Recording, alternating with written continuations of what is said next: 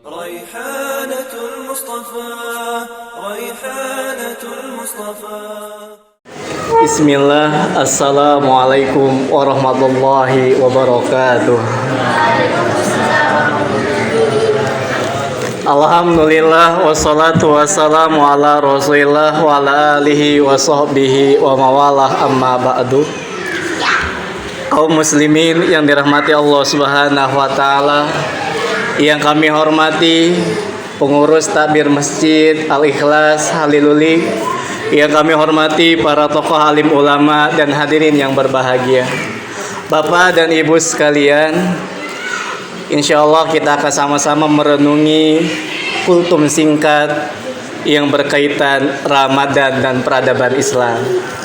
Hadirin yang dirahmati Allah subhanahu wa ta'ala, Ramadan yang kita lalui, harapannya bukan hanya untuk meningkatkan amal ibadah kita, tapi mari di Ramadan yang kita lalui di hari-hari ini pun terbangun dalam diri kita spirit peradaban Islam.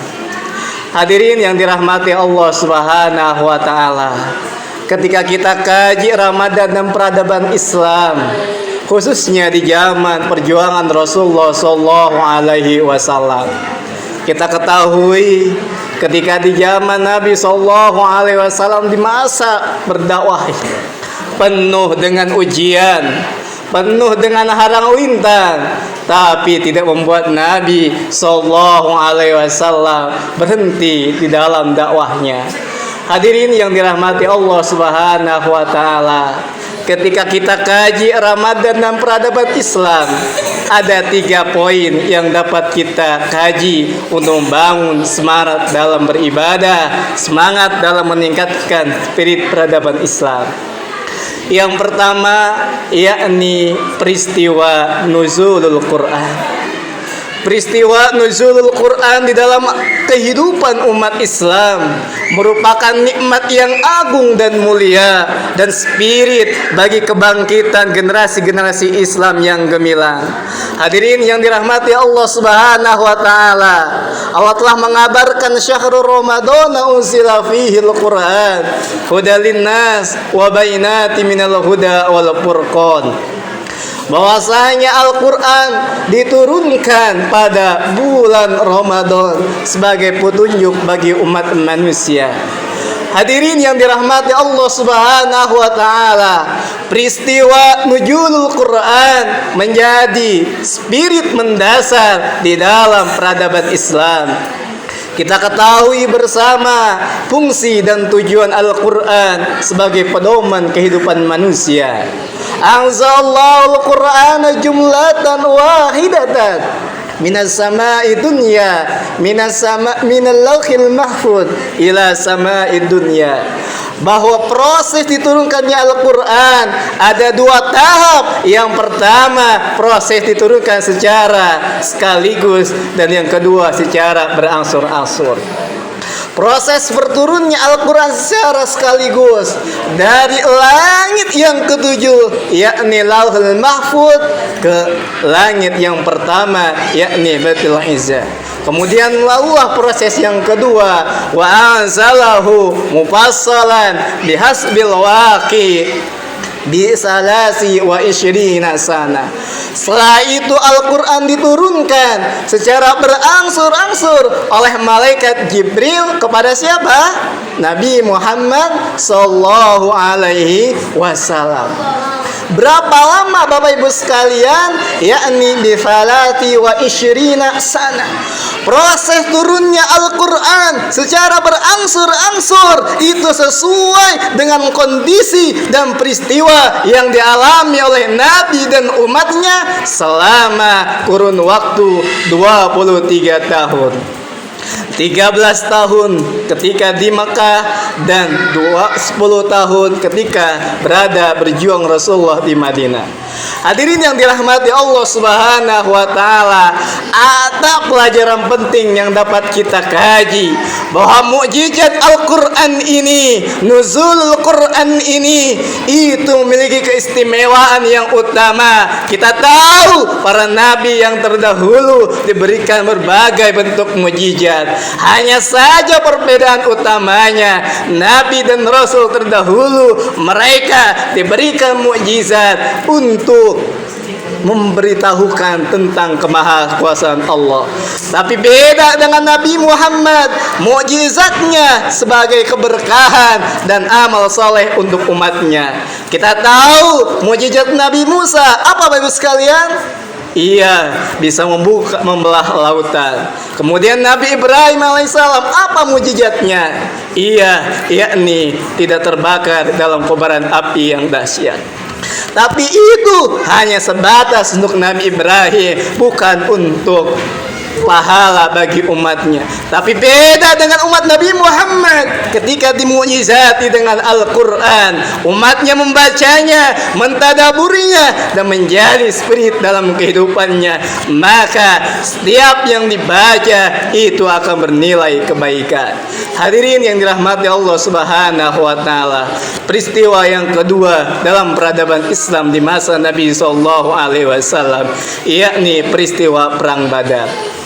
Kaum muslimin, perang ini adalah perang pertama yang dilakukan oleh Rasulullah SAW dan umat muslim di kala itu.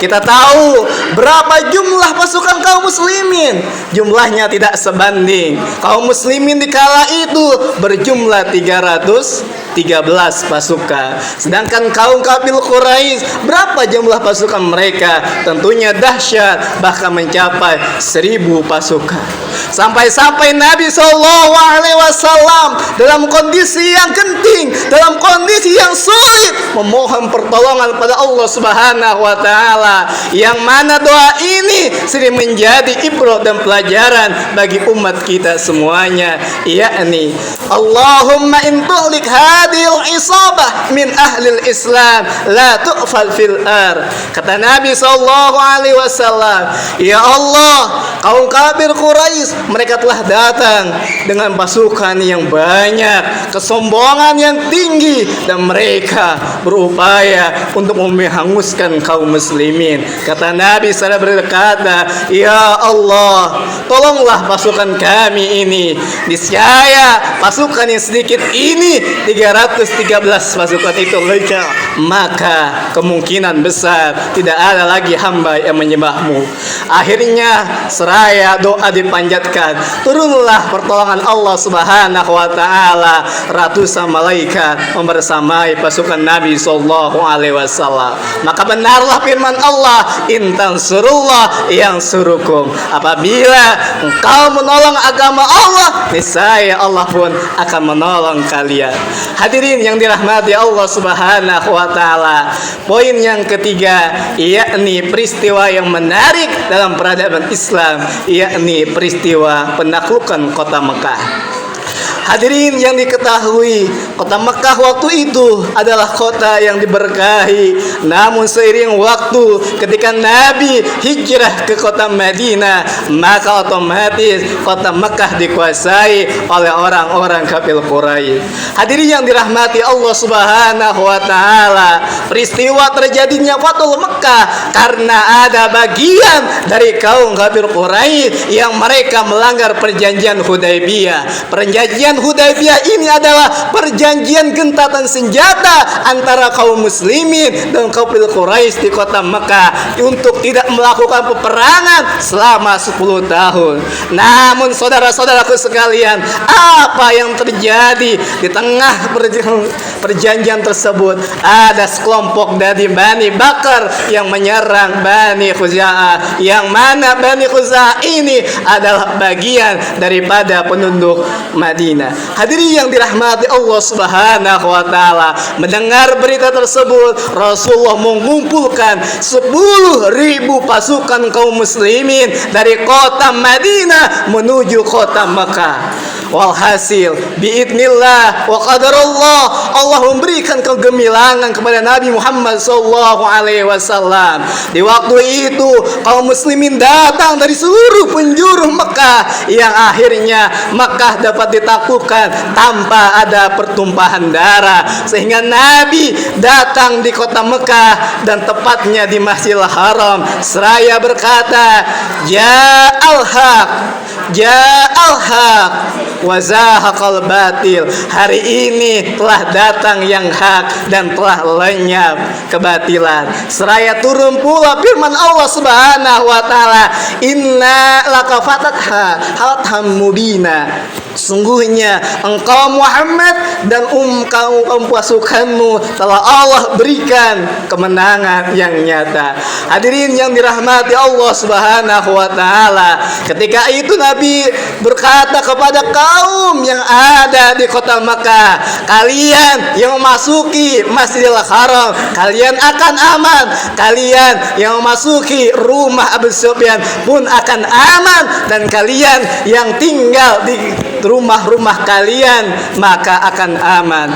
Hadirin yang dirahmati Allah Subhanahu wa taala, lantas di waktu itu Rasulullah tawaf di dalam kelilingan Ka'bah seraya memuji dan bertasbih kepada Allah Subhanahu wa taala dan menghapuskan berbagai bentuk berhala.